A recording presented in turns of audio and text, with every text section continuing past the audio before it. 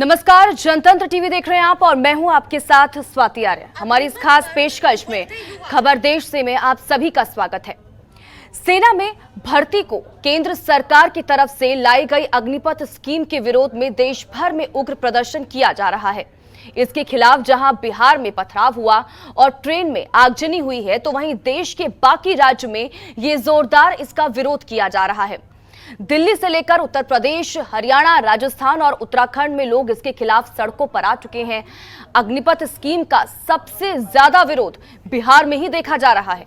इस विरोध की शुरुआत मुजफ्फरपुर और बक्सर में होती है, जहां भारी विरोध प्रदर्शन हुआ था। प्रदर्शन के चलते जहां ट्रेनों की आवाजाही रोकनी पड़ी, तो वहीं दूसरी तरफ नेशनल हाईवे को भी जाम कर दिया गया था और धीरे धीरे ये विरोध देश के बाकी हिस्सों तक फैल गया। प्रदर्शन कर रहे अभ्यर्थियों का कहना है कि वो दौड़ और इसी के साथ ही मेडिकल की प्रक्रिया निकाल चुके हैं। अब ऐसे में 4 साल की सेवा कर दी जाती है। इन छात्रों ने बिहार सरकार और केंद्र सरकार से मांग की है कि इन सेवाओं को 16 साल किया जाए।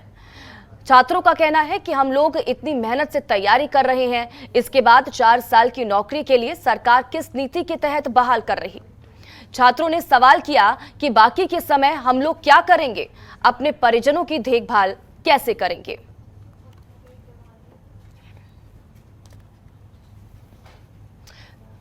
तो देखिए, तस्वीरें आपके टीवी स्क्रीन पर है। देश भर में देखिए अग्निपथ योजना को लेकर बवाल जारी है, प्रदर्शन किया जा रहा है युवाओं की तरफ से। ये 3 तस्वीरें आरा स्टेशन में युवाओं की तरफ से तोड़फोड़ की गई। उसके बाद देखिए बीजेपी ऑफिस में आगजनी की गई।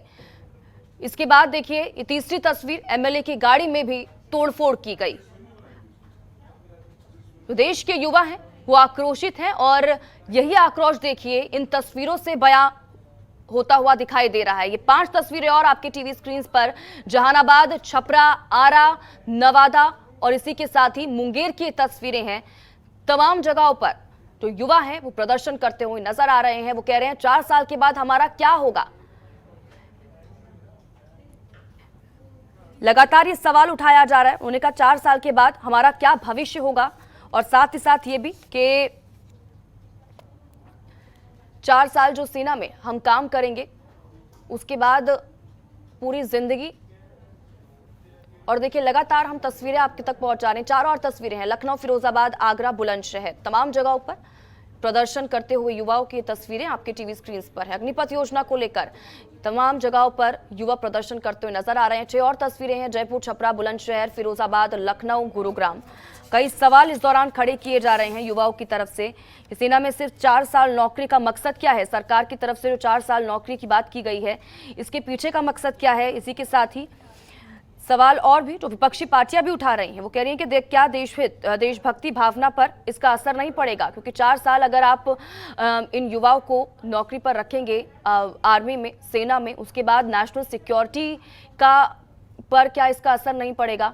तो तमाम तरह के इसको लेकर प्रतिक्रियाएं भी आ रही हैं, सवाल भी उठाए जा रहे हैं और देखिए प्रदर्शन भी किए जा रहे हैं। देश भर में इसी तरह के प्रदर्शन जारी हैं।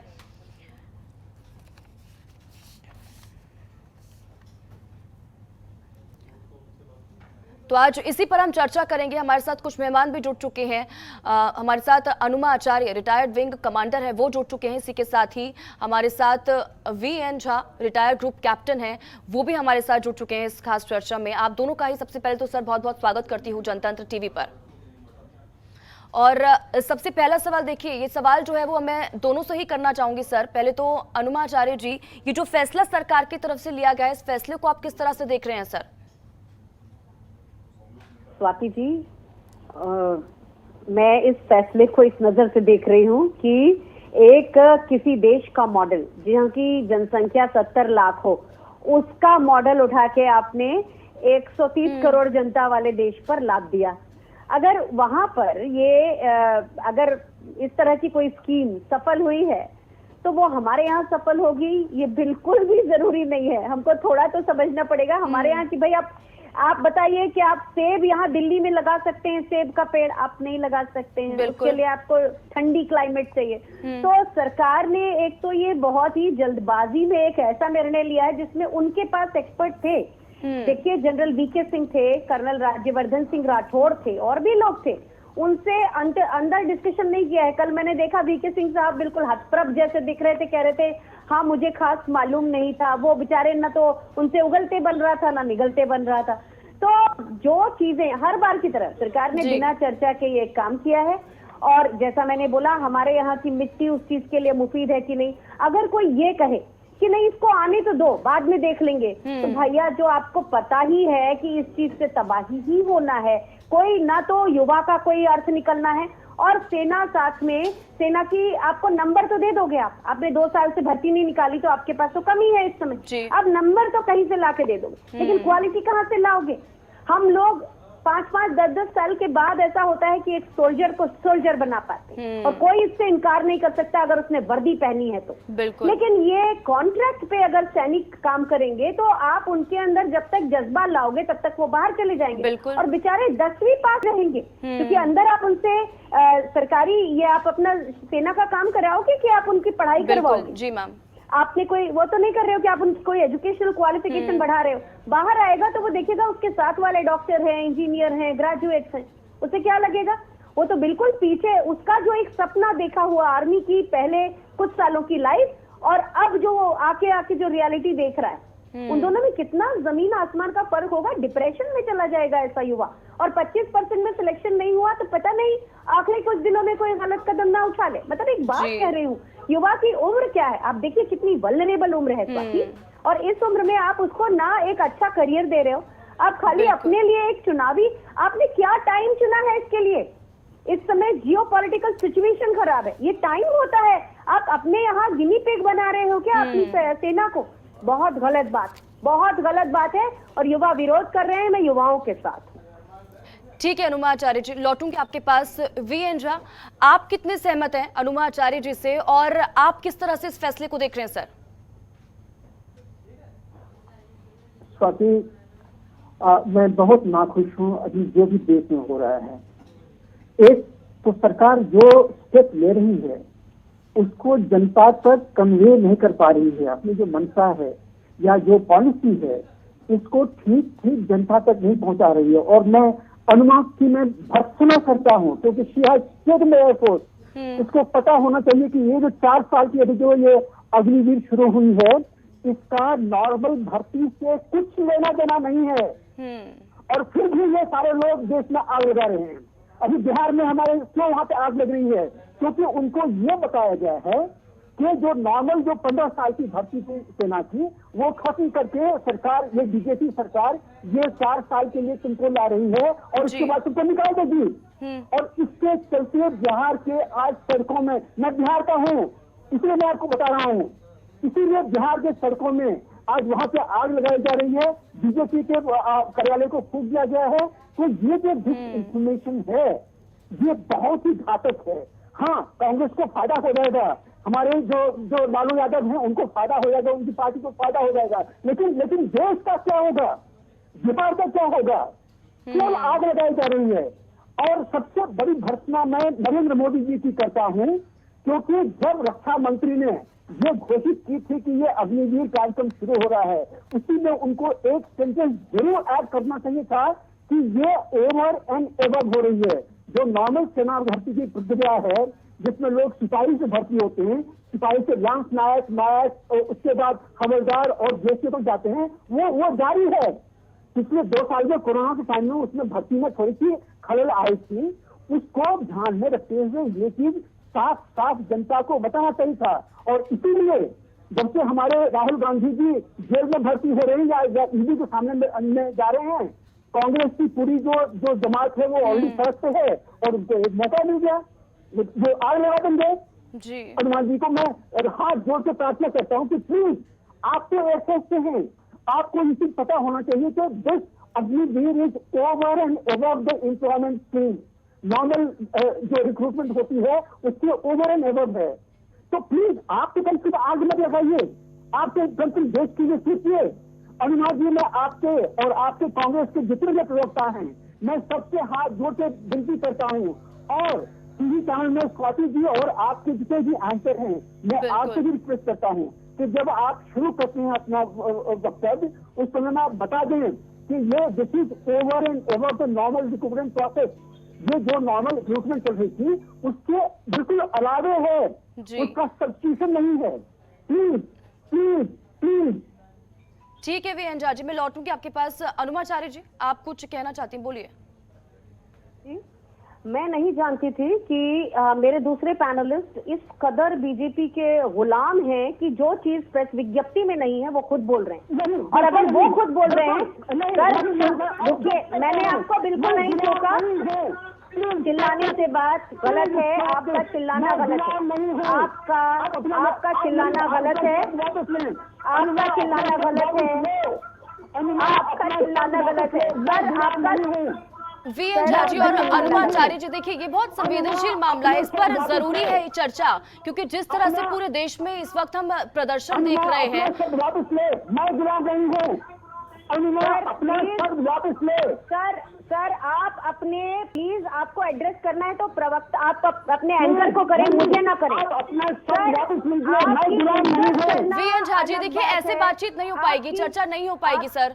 आपकी इज्जत करना अलग बात है। अनुमाचार्य जी, मैं आपको भी मैम कह रही हूँ, प्लीज ऐसे चर्चा नहीं हो पाएगी। सर देखिए स्वाति, मैं आपसे मुखातिब हूँ और मैं चाहूंगी कि कैप्टन वीएन झा भी आपसे मुखातिब हो। आप चेयर हैं, हम आपसे मुखातिब हैं, हमें आप ही से मुखातिब होना है और किसी से नहीं होना है, एक दूसरे से हम नहीं है। मैं जो बिल्कुल नहीं ले सकती सर, क्योंकि देखिए स्वाति जी, प्रेस विज्ञप्ति में जो नहीं है वो बोलना बिल्कुल अनाधिकृत है, आप भी जानती हैं। सर अगर आप नहीं है तो प्रेस विज्ञप्ति में जो नहीं है वो मत बोलिए। Let's be official, sir official बात की जाए। वीएन झा जी, हम ऐसे बात कर ही नहीं पाएंगे, ये मुद्दा बहुत इंपॉर्टेंट है सर, और इस पे बातचीत करना जरूरी है, क्योंकि जिस तरह का माहौल देश में बना हुआ है और आप इस तरह से लड़ेंगे तो कैसे बातचीत होगी सर। सबसे पहले कहिए अनुमान, तो कहिए अपना शब्द वापस ले। मैं किसी पार्टी का लिखा हुआ नहीं हूँ। सर आधिकारिक अगर नहीं है तो आप नहीं बयान दे सकते हैं, आप बशर्ते अगर आप कांग्रेस बीजेपी के प्रवक्ता है तो अलग बात है, लेकिन आधिकारिक जो नहीं है वो आप नहीं बोल सकते। ये मैं आपके चैनल पे बिल्कुल प्रोटेस्ट करती हूँ कि जो चीज लिखी नहीं है प्रेस विज्ञप्ति में वो कोई नहीं बोलेगा जब तक कि सरकारी तरफ से उसका कोई खुलासा ना आ जाए। पहली चीज। दूसरी चीज ये है स्वाति जी, मैं वही बताना चाह रही हूँ कि ये सरकार ने बिना किसी स्वाति जी मेरी जो आस्था है किसी पार्टी को बेची नहीं गई है, बिना किसी आस्था बेची हुई कांग्रेस को। बिल्कुल मुझे गर्व है कि मैं कांग्रेस से जुड़ी हूँ, उसकी बात हम करेंगे, लेकिन आज मुद्दा अलग है। सर मैम, आप दोनों ही इस तरह से झगड़ेंगे तो बातचीत नहीं हो पाएगी, मैं बार बार यही कह रही हूँ आपसे। मैं वही कह रहा हूँ, मेरी ये मानहानि की है, अपना शब्द वापिस ले। मैं किसी में बिका हुआ नहीं, मैं किसी पार्टी का गुलाम नहीं हूँ, मैं किसी पार्टी का गुलाम। उन्होंने गुलाम की तो बात की ही नहीं सर, उन्होंने कहा कि आप गुलाम हैं। आप देखिए उन्होंने शब्द किया है कि ये बीजेपी के गुलाम है, उन्होंने यही शब्द वापस यही शब्द कही है। मैं सर गुलाम शब्द नहीं कहा है, मैंने ये कहा है यही शब्द कहा है कि हमारे जो पार्टी ये हैं ये बीजेपी के गुलाम हैं। अच्छा सर ऐसे बातचीत नहीं हो पाएगी, लड़ाई में ही सारा टाइम निकल जाएगा, बातचीत हो ही नहीं पाएगी सर ऐसे। अपना शब्द वापस ले। यहाँ देश में इस मामले को लेकर, इस अग्निपथ योजना को लेकर लड़ाई चल रही है, आप अपनी ही लड़ाई सर करे जा रहे हैं, बातचीत तो ऐसे हो ही नहीं पाएगी सर। देखिए अनुमान विंग कमांडर है, एयरफोर्स से है, लेकिन उसकी जो श्रद्धा है वो कांग्रेस खातिर बिकी हुई है, वो कांग्रेस की प्रवक्ता है, मैं किसी पार्टी का प्रवक्ता नहीं हूँ सर। उन्होंने ऐसा बोला ही नहीं। मैं इंडिपेंडेंट हूँ, मैं एक डिफेंस एक्सपर्ट हूँ और उस स्थिति से मैं आपके चैनल से आया हुआ हूँ। अनुमान ने मुझे गुलाम कहा है बीजेपी का, वो अपना शब्द वापस ले और माफी मांगे। नहीं कहा है और मैंने ये कहा है कि अब बीजेपी की तरफ झुके हुए हैं कि जो चीज सरकार ने नहीं कही वो ऐसे नहीं बातचीत हो पाएगी सर। सरकार की अधिकृत प्रेस विज्ञप्ति। मुझे आपकी आवाज डाउन करवानी पड़ेगी सर, ऐसे अगर आप बोलते रहेंगे तो। देखिए चर्चा हम जिस पर कर रहे हैं उस पर बातचीत ही नहीं हो रही है। तो स्वाति जी मैं ये कह रही थी कि एक तो समय गलत है, एक तो समय गलत है। आज हमारे ऊपर चीन चढ़ा हुआ है और रूस ने जो यूक्रेन पर आक्रमण किया है उसके बाद रूस की हिम्मत बढ़ी हुई है। आज हमारी सेना में जवानों की कमी है और ये जो प्रेस विज्ञप्ति बिल्कुल वियर्ड है, वेग है, जिसमें ये नहीं लिखा है कि बाकी नॉर्मल भर्ती होती रहेगी या नहीं, और अगर होगी तो कितने % होगी, क्योंकि ये कहीं नहीं लिखा है। आपने सबने पढ़ा है, हर किसी ने एक एक लाइन पढ़ी है उस विज्ञप्ति की, 4 पेज ही तो है प्रेस रिलीज में। तो उसमें जो नहीं लिखा है उसकी बात हम क्यों करें? सरकार जो कह रही है उसी की बात की जाएगी यहाँ पर, क्योंकि जो ऑफिशियल है वही बात करेंगे हम।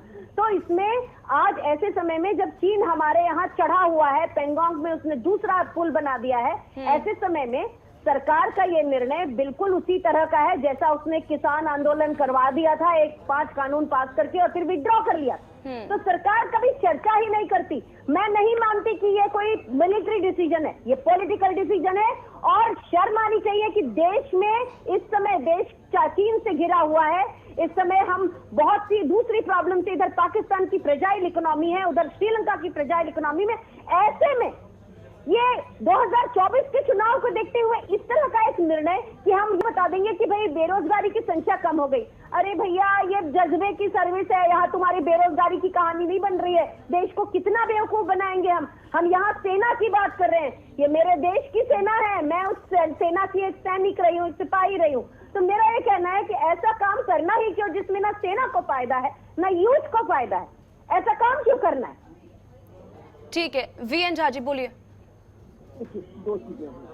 एक तो मैं भड़क गया, मैं माफी मांगता हूँ, लेकिन अनुमा को कोई हक नहीं होता है कि वो मेरी जो वो मानहानि के लिए आपके सामने एक मिनट नहीं, उन्होंने कहा था ये बीजेपी के जिते हुए हैं, तो इसीलिए मैं इसकी भर्त्सना करता हूँ। अब आते हैं सही मुद्दे पे। देखिए, ये जो अभी अग्निवीर निकली है, इसके लिए सेना काफी दिनों से 2020 से जब से LAC एक्टिवेट हुआ है, आपको पता होगा LAC काफी लंबा है, 4,500 किलोमीटर है, और ये पूरे के पूरे जो LAC एक्टिवेट हुई है, हमें फुट सोल्जर चाहिए, हमें जमीन पे फुट सोल्जर चाहिए। और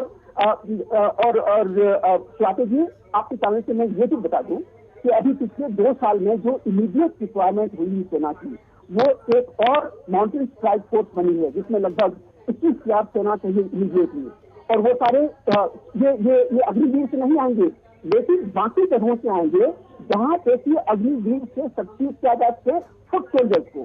दूसरा, हमें अभी ग्राउंड पे डालने के लिए 21,000 सेना चाहिए, तीन डिवीजन चाहिए हमें, 21,000 सेना चाहिए। ये आर्मी की रिक्वायरमेंट है इमीडिएट।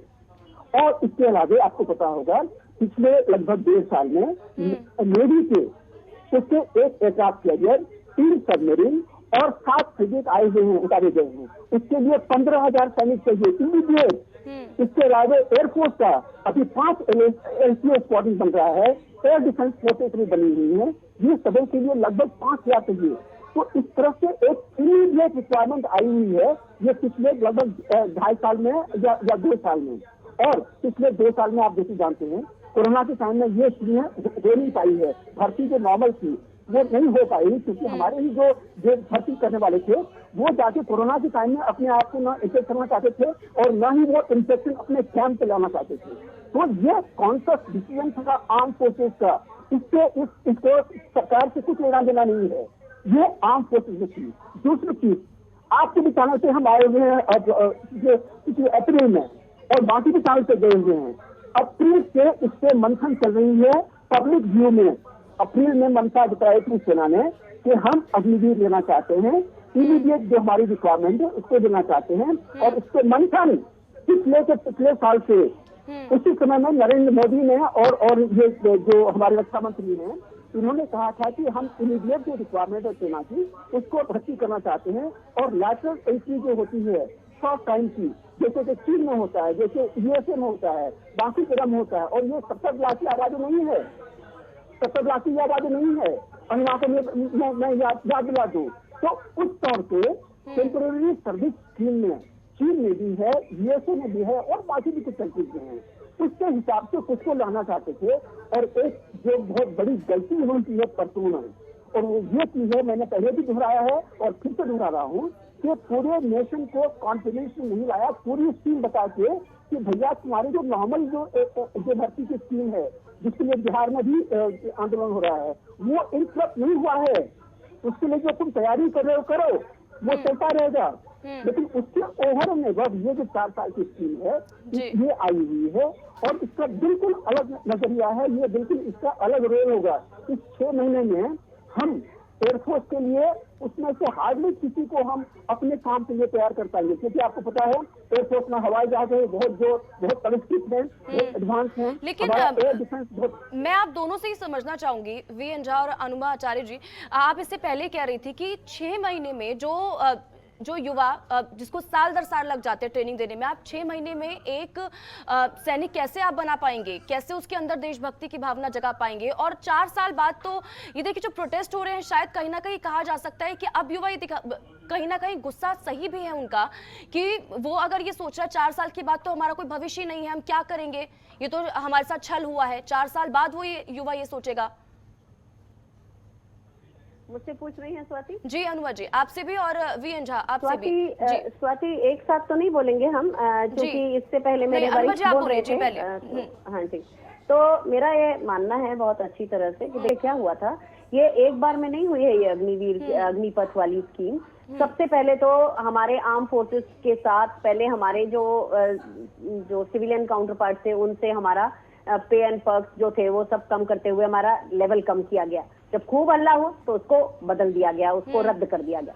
उसके बाद पहले ऑफिसर्स का एंटाइटल राशन बंद किया, फिर हल्ला हुआ, फिर उसको चालू किया, कैंटीन का काम राशनिंग किया। मतलब ऐसे लगता है कि सरकार को कहीं ना कहीं उस सेना से चिढ़ है जो सेना इतनी सशक्त है और जिसने देश की हमेशा रक्षा की। और मैं ऐसा क्यों कह रही हूँ, क्योंकि ऐसा करने के पहले कोई पायलट प्रोजेक्ट किया नहीं। अरे भाई, जो सरहद पे से आपकी रक्षा करता है उसके ऊपर पहले एक्सपेरिमेंट करने के पहले सीएपीएफ में कर लेते, पुलिस में कर लेते, उनको होमगार्ड से रिप्लेस करवा देते तो हो जाता। क्योंकि पर दिक्कत यह है ना कि पुलिस क्या है, पॉलिटिकल कंट्रोल में जल्दी आती है, सेना नहीं आती। तो सरकार का मंतव्य, मुझे तो ये लगता है कि सेना का जो एक पौरुष है, पुरुषार्थ है, उसको खत्म करना और पुलिस को ज्यादा मजबूत बनाना। और इसी के कारण मैं अपने वरिष्ठ से भी कहूंगी कि आपकी और हमारी जो हैसियत नहीं होती है इन लोगों के सामने, एडमिनिस्ट्रेटर्स के सामने, पुलिस के सामने, उस सब का कारण हम खुद हैं, क्योंकि हमने अपने ही सेना को बर्बाद करने में सरकार का तब साथ दिया है जब तक नहीं दिया जाना चाहिए। आज मेरे वरिष्ठ इस बात पे नाराज हो रहे हैं क्योंकि वो बिहार से आते हैं, तो उनको बिहार में जो हो रहा है वो देख के दुख हो रहा है। मुझे तो इस देश में इतने दिनों से जो हो रहा है वो देख के दुख हो रहा है, शर्म आती है मुझे। अच्छा, एक चीज है जो आपका सवाल जो है कि ट्रेनिंग, 6 महीने की ट्रेनिंग, देखिए स्वाति आपने बहुत सही सवाल पूछा और इसके कोई मुलम्मा नहीं चढ़ा सकते इस पे कि ये जो व्यक्ति जाएगा, ये 6 महीने की तो ट्रेनिंग हो गई, इसके बाद क्या हम इसे छुट्टी नहीं देंगे 4 साल में? इसको 4 साल में कम से कम 60-60 दिन की छुट्टी मिलेगी, बाकी लोगों को 90 दिन की मिलती है और एक्स्ट्रा मतलब 30 दिन एक्स्ट्रा, तो इसको कम से कम 60 साल तो दोगे भाई। हार्डशिप तो उतनी ही कर रहा है वो, पोस्टिंग तो उसकी वही है, तो आपने उसको छुट्टी दे दी। आपने अगर 90 दिन वाली छुट्टी दे दी, हर साल में 90 दिन की छुट्टी, तो आप बताइए कि वो इफेक्टिवली कितने दिन आपके पास रहा। और जब आपके पास रहा तो क्या उसको कोई आप स्पेशलाइज ट्रेनिंग दे सकते हैं? उसका क्या काम होगा जानती हैं आप? ये चेयर उठा लो, यहाँ से क्लीनिंग कर लो, ये फाइल मेंटेन करो, इसको अलमारी में लगाओ, इसको जमा के रखो, बस सन्ड्री जॉब दिए जाएंगे। आप समझती हैं कि कोई उसको बॉर्डर पे लेके जाएगा क्या? कोई अधिकारी लेके भी नहीं जाएगा। और एक ही ऑर्गेनाइजेशन में कई खांचे हो जाएंगे। एक तो वो व्यक्ति जो, जैसा कि मेरे वरिष्ठ बता रहे थे कि वो नॉर्मल रूट से भी आ रहा है, तो उसकी उम्र भी वही है, उसकी उम्र भी 19 साल है, लेकिन वो जाने वाला है 15 साल तक, और ये जो आ रहा है ये आ रहा है 4 साल तक। तो यही दोनों आपस में लड़ भिड़ेंगे। वो बोलेगा तू है कौन? आप ये समझो ये बात, ये ऐसा नहीं है कि एक तमाशा करके बोल दिया किसी के सामने, बहुत सीधी बात है। आप और हम लोग भी एक ऑर्गेनाइजेशन में काम करते हैं। इसलिए आखिरी कमेंट में वी एन झा से लेना चाहूंगी। जी बोलिए। देखिए स्वाति जी, अनुमा से मैं रिक्वेस्ट करूंगा कि पार्टी के लिए बोलें, पॉलिटिक्स से बोलें, प्लीज आर्म फोर्सेस का स्पोक्स पर्सन या जो एक्सपीरियंस एक जो एक्सपर्ट होता है अधिकारी हूँ, 25 साल से हूँ, ये अधिकार कोई नहीं ले सकता मुझसे, आप नहीं ले सकते, ये सरकार नहीं ले सकती। नहीं अनुमा, ये क्या बात होती है? ये क्या बात होती है? नहीं, बिल्कुल गलत बात है। मैं पार्टी से मैं एक पार्टी से जुड़ी हूँ, उसकी समर्थक हूँ और मुझे इस पे गर्व है, मुझे इस पे गर्व है। उस पार्टी ने मेरे देश को, आप फिर से लड़ने लग गए हैं क्योंकि समय का मैं कह रही हूँ। आखिरी कमेंट सर आपका मैं चाहती हूँ। सेना के बारे में नहीं, ऐसे नहीं हो सकती बातचीत, नहीं तक रहेगा, मरने तक मेरा हक रहेगा। अनुमा जी प्लीज। जी सर बोलिए। जहाँ तक है ट्रेनिंग सर्टेनली ये कम है, ये 6 महीने की ट्रेनिंग है, काफी कम है। लेकिन आपको याद है अभी जैसे यहाँ पे यूक्रेन में चल रहा है, लोगों को 15 दिन की ट्रेनिंग दी गई है और वो रूस के लिए भारी पड़ रहे हैं। तो हर तरह की ट्रेनिंग होती है, सबों की ट्रेनिंग एयरफोर्स की तरह नहीं हो देती है, उनको स्पेशलिस्ट बनना पड़ेगा अपने ट्रेड्स में और बाकी चीजों में। आर्मी में जो भी इन्फेंट्री में जाएंगे उनको बंदूक चलाना आना चाहिए, उनको निशाने पे करना चाहिए और उनको डिसिप्लिन होना चाहिए। ये 3 चीज की ट्रेनिंग 3 महीने में दी जा सकती है जी। तो आखिर ये 3 महीने में दी जा सकती है, वहाँ पे 6 महीने का है। और ये ऐसा नहीं है कि 6 महीने में सबको भेज ही देगा। जो मिनिमम ट्रेनिंग के रिक्वायरमेंट होते हैं कि आपको इतना ट्रेन होना चाहिए, आपको इतनी स्किल होना चाहिए, अगर वो नहीं होगा तो वो पास नहीं करेगा, इसको 1 महीना और रोकेगा, इसको 2 महीना और ठीक रोकेगा। है वीएन झा जी, देखिए समय कम है इसलिए मुझे इस चर्चा को यहीं रोकना पड़ेगा। अनुमाचार्य जी आपका भी बहुत बहुत शुक्रिया चर्चा में जुड़ने के लिए, और वीएन झा जी आपका भी बहुत बहुत शुक्रिया हमारे साथ चर्चा में जुड़ने के लिए। तो देखिए इसी को लेकर हम बात कर रहे थे, अग्निपथ योजना जो सरकार की तरफ से कही गई है, जो लाई जा रही है, और 4 साल के बाद युवाओं का क्या होगा, देश भर में इसको लेकर प्रदर्शन किया जा रहा है, तमाम गांव से तस्वीरें सामने आ रही है, आगजनी की जा रही है, ट्रेनों को रोका जा रहा है, और सवाल यही करते हुए युवा नजर आ रहे हैं कि 4 साल के बाद हमारा क्या होगा। ये तो एक जुमलेबाजी है, 4 साल के बाद हमारा भविष्य क्या रहेगा। इन तमाम चीज़ों को लेकर आज हम चर्चा कर रहे थे। हालांकि देखना होगा कि इसके बाद क्या कुछ फैसला सामने निकल कर आता है, क्योंकि अभी तो देखिए तस्वीरें तमाम जगहों से प्रदर्शन की सामने आ रही है। कब ये प्रदर्शन रुकेंगे और क्या कुछ आगे देखने को मिलेगा। फिलहाल इसी के साथ ही हमारी चर्चा में इतना ही। आप बन रहे हमारे साथ। नमस्कार। खबरों के निष्पक्ष विश्लेषण के लिए सब्सक्राइब करें Jantantra TV and press the bell icon. Never miss any update.